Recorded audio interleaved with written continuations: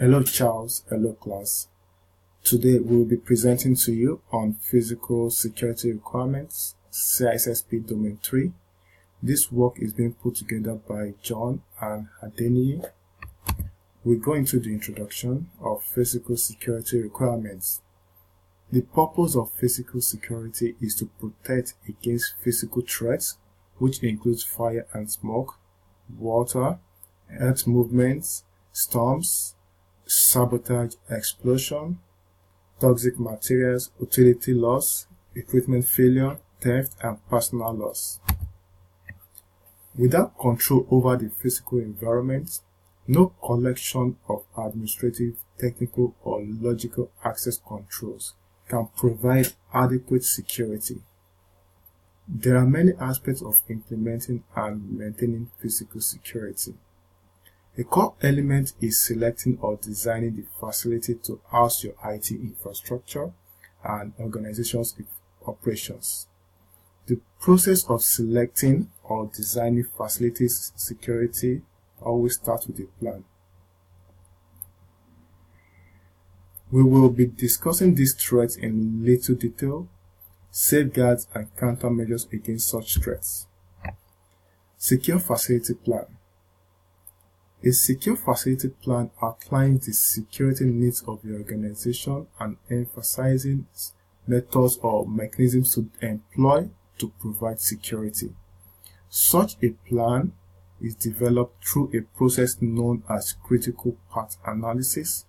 Critical path analysis is a systematic effort to identify relationships between mission-critical applications, processes, and operations, and all the necessary supporting elements.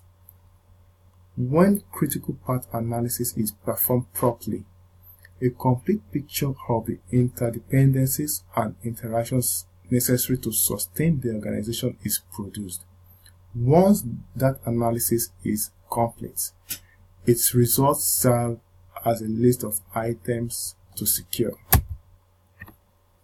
The first step in designing a secure IT infrastructure is providing security for the basic requirements of the organization and its computers. These basic requirements include electricity, environmental controls, and water or sewage. While examining for critical paths, it is also important to evaluate completed or potential technology convergence. Technology convergence is a tendency for various technologies, solutions, utilities, and systems to evolve and merge over time. Security staff should participate in site and facility design considerations. Otherwise, many important aspects of physical security essential for the existence of logical security may be overlooked. We go into site selection. Site selection is an important aspect in securing an infrastructure. As much as location, cost, and size are all important, having a secure site is of high importance based on security needs of the organization. When selecting a site, different factors should be considered like proximity to other buildings, vulnerability to break-ins, vandalism, natural disasters, noise from other buildings, vibrations. As much as 100% security can be put in place against such threats, as some are even natural, a proper site selection should be made to ensure the building is designed to understand and average extreme weather and to fend off break-in attempts. We talk about natural disasters. A natural phenomena like hurricanes, tornadoes, earthquakes, and other sorts of dangerous weather presents different damage risk. Remember, you might not suffer any actual damage, but the supporting environment in terms of power lines, phone and data lines, or even roads may not be working for a while. This basically means you should have a proactive incident response plan. The need for for a disaster recovery plan or a business continuity plan is most needed for natural disasters. We go into design and implement physical security. Physical security can be divided into three groups. First, administrative, second, technical, and the third, physical. Administrative physical security controls include facility construction and selection, site management, personnel controls, awareness training, and emergency response and procedures. We talk about technical physical security, which controls include access controls, intrusion detection, alarms, closed circuit television, which is also known as the CCTV, monitoring and fire detection and suppression. Thirdly, we talk about the physical controls. For physical security include fencing, lighting locks, construction materials, man traps, dogs, and guards. The functional order in which controls are used in designing physical security are: number 1, deterrence, number 2, denial, number 3, detection, and number 4, delay. These four can be put together by saying security controls should be deployed so that initial attempts to access physical assets are deterred. If deterrence fails, then direct access to physical assets should be denied. If denial fails, your system needs to detect intrusion, and the intruder should be delayed sufficiently in their access attempts to enable authorities to respond. Equipment failure. Equipment are bound to fail. Understanding and preparing for this eventuality helps ensure the ongoing availability of your IT infrastructure and should help you to protect the integrity and availability of your resources. Keep in mind that the response time in returning a system to a fully functional state is directly proportional to the cost involved in maintaining such a solution. When a device is sent out for repairs, you need to have an alternate solution or a backup device to fill in for the duration of the repair time.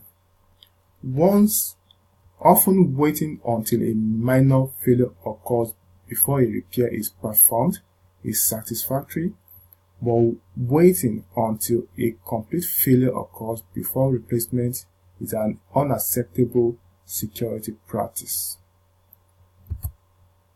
Wiring closets. Wiring closet is where the networking cables for a whole building or just a floor are connected to other essential equipment, such as patch panels, switches, routers, LAN extenders, and backbone channels.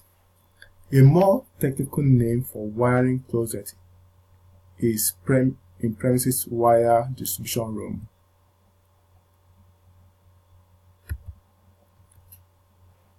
Wiring closet security is extremely important. Thus, the security policy for the wiring closet should include a few ground rules such as the following. Number 1, never use the wiring closet as a general storage area. Number 2, have adequate locks. Number 3, keep the area tidy. Number 4, do not store flammable items in the area. Number 5, set up video surveillance to monitor activity inside the wiring closet. Number 6, use a door open sensor to log entries. And finally, number 7, do not give keys to anyone except the authorized administrator. Server rooms. This is where your mission-critical servers and network devices are housed. Centralized server rooms need not be human-compatible. In fact, the more human-incompatible a server room is, the more protection it will offer against casual and determined attacks. Server rooms should be located at the core of the building. Try to avoid locating these rooms on the ground floor, the top floor, and the basement whenever possible.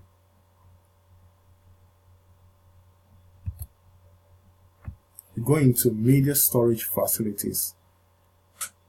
Media storage facilities should be designed to securely store blank media, reusable media, and installation media, whether hard drives, flash memory devices, optical discs, or tapes. Media should be controlled against theft and corruption. In conclusion, we would say, or we would agree, that no system can be totally secure. Hence, the need for a disaster recovery plan or a business continuity plan should be a serious event of threat occur. Below are the references. Thank you once again for listening. Have a wonderful day. Bye.